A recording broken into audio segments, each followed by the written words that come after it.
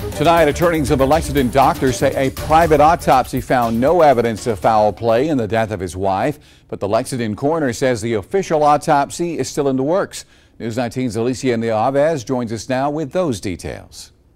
In a phone call Wednesday evening with Eric Bland, one of the attorneys for 46-year-old Adam Lazzarini, he says there's been a misconception about the Lexington doctor who just so happened to be in the same place when two people died. Lazzarini, an orthopedic surgeon, is charged in a manslaughter case from October of last year. May 3rd, his wife Vanessa Bieri was found dead inside their home. Investigators have said her death appeared to be suspicious, but no charges have been filed. The doctor's attorneys, Eric Bland and Jonathan Harvey, commissioned their own autopsy in the death of Vanessa Bieri.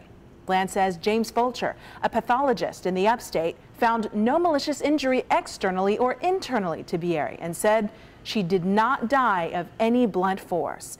Bland says the autopsy found elevated swelling of the liver and internal organs, which could have been a sign of a heart condition. But the Lexington County coroner says although the private autopsy says Mrs. Bieri's death was most likely due to natural causes, those results are not official.